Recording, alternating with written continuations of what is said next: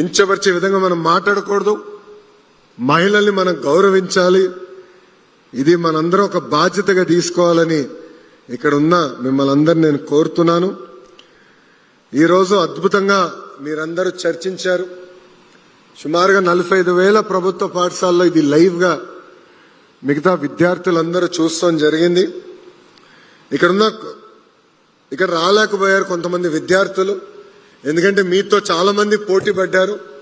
వాళ్ళు కూడా first rank వచ్చింది, మీకు తెలుసు వాళ్ళందరూ. కానీ వాళ్ళు రాలేకపోయారు. ఏం పర్వాలేదు, ప్రభుత్వం మెరుగైన అవకాశాలు మీకు కల్పిస్తుంది, ఒక అద్భుతమైన వేదిక మీకు ఏర్పాటు చేస్తుంది. అధైర్యపడాల్సిన అవసరం లేదని ఈ సభాముఖంగా వాళ్ళందరూ కూడా నేను తెలియజేసుకుంటున్నాను. ఇక్కడున్న పిల్లలందరినీ నేను ఒక విషయం కోరాలనుకుంటున్నాను. ఎప్పుడైతే మీరు మాట్లాడాలనుకుంటారో క్లారిటీతో మాట్లాడండి. భయం అవసరం లేదు. మీ మనసులో ఒక ప్రశ్న ఉంది, ఆ ప్రశ్నకి సమాధానం రావాలనుకుంటే 1 కాదు 10 కాదు 100 సార్లు అడగాల్సిన బాధ్యత మీ పైన ఉంది. చర్చిద్దాం, కానీ చర్చ అనేది ఫ్యాక్ట్స్తో చర్చ జరగాలి, ఫ్రస్ట్రేషన్తో కాదు. అంతేకాకుండా ఎవరైనా అభిప్రాయం మనకు నచ్చకపోతే ఒక రెస్పెక్ట్తో డిసగ్రీ చేయాలి తప్ప కించపరిచే విధంగా మనందరం మాట్లాడకూడదని ఇక్కడున్న మిమ్మల్ని అందరినీ నేను కోరుకుంటూ, నేను ఇక్కడ మాట్లాడడానికి వచ్చే ముందులా మా వాళ్ళు నా కాపీ ఇచ్చారు. ఈ కాపీ నాకు చాలా సెంటిమెంటల్ కాపీ. ఎందుకంటే నేను యువగలం పాదయాత్ర ప్రారంభించినప్పుడు ఈ కాపీ పట్టుకుని నేను నడిచా. ఎందుకు నడిచానంటే వెరీ ఇంట్రెస్టింగ్. ఇక్కడ చాలా నీట్గా right to freedom, article 19, protection of certain rights regarding freedom of speech. All citizens shall have the right to freedom of speech and expression, to assemble peacefully without arms, to form associations or unions, to move freely throughout the territory of India, to realize and settle in any part of the territory of India, to practice any profession or to carry on any occupation, trade or business. ఎందుకంటే గతంలో నన్ను ఇబ్బంది పెడతారు నాకు తెలిసే ఈ రాజ్యాంగం పట్టుకుని నేను నడిచా. కొంతమంది పోలీస్ సోదరులు ఆపినప్పుడు నేను ఈ రాజ్యాంగం చదివితే ఇదేంటో నాకు తెలియదు, ఎస్పీ గారితో మాట్లాడమని వాళ్ళు చెప్పారు. నాకు ఇదేంటో తెలియదు, నాకు మీరు ఎస్పీ గారితో మాట్లాడుకోండి అని చెప్పారు. ఆ రోజే డిసైడ్ చేశా, నేను విద్యాశాఖ మంత్రి అవుతానో లేదో నాకు తెలియదు, కానీ పిల్లలకి చిన్న వయసులోనే రాజ్యాంగం మనకు కల్పిస్తున్న హక్కులు బాధ్యతల గురించి చెప్పాలని ఆ రోజే నిర్ణయించుకున్నాను. అందుకే ఇప్పుడు కూడా ఈ రాజ్యాంగం పట్టుకుని నేను తిరుగుతున్నానని సభాముఖం తెలుపుకుంటూ, మనందరం కలిసికట్టుగా వికసిత్ భారత్లో భాగస్వామ్యం అవ్వాలి. నా ప్రసంగం ముగించే ముందల మిమ్మల్ని అందరినీ ఒక ప్రశ్న అడగాలంటాను. ఇక్కడ ఎంతమంది డాక్టర్లు అవ్వాలనుకుంటున్నారు? చేతుల పైకెత్తండి.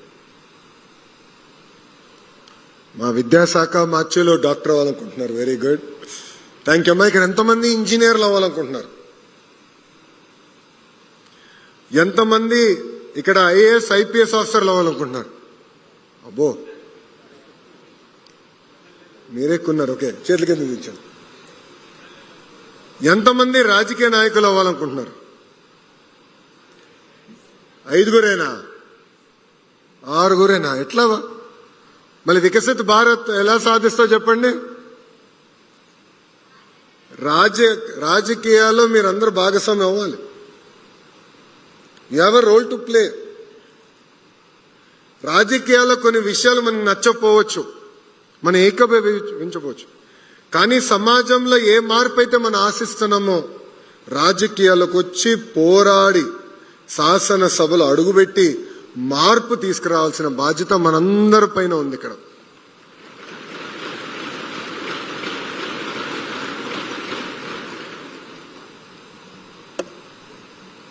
తల్లిదండ్రుల ప్రోత్సాహంతో నేను కార్నిగి మెల్లన్లో చదివా, వరల్డ్ బ్యాంక్ లో 2 సంవత్సరాలు పనిచేశా, స్టాన్ఫర్డ్ MBA చేశా, తిరిగి 5 సంవత్సరాలు హెరిటేజ్ చూసుకున్నా, దాని తర్వాత రాజకీయాల్లోకి వచ్చా. స్టాన్ఫర్డ్లో ఒక ఎస్సే ఉంది, ఇప్పుడు కూడా ఎస్సే ఉంది.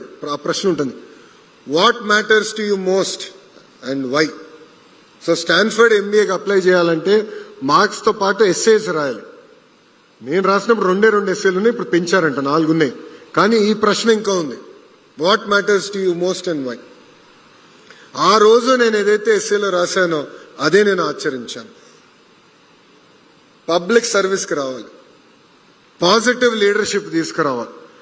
అప్పుడే సమాజంలో ఏ మార్పు అయితే మనం ఆశిస్తున్నాం అది మనం సాధించగలుగుతామని నేను చెప్పాను. సో ఇక్కడున్న మిమ్మల్ని అందరూ కూడా నేను కోరుతున్నాం, కొన్ని రాజకీయాల్లో అన్నీ నచ్చితే అన్నాం, కానీ అది మార్చాలంటే రాజకీయాల్లోకి వచ్చి మనం మార్చగలుగుతాం. అది ఇక్కడ ఉన్నా మీరు అందరూ ఆలోచించాలని ఈ సభాముఖం నేను కోరుకుంటూ, రాజకీయాల్లో పాల్గొనాలి, చర్చించాలి, ఇంట్లో కూడా మాట్లాడాలి. ఏం జరిగింది ఈరోజు కుదిరితే న్యూస్ పేపర్ కూడా చూడాలి, ఎంబైబ్ చేసుకోవాలి.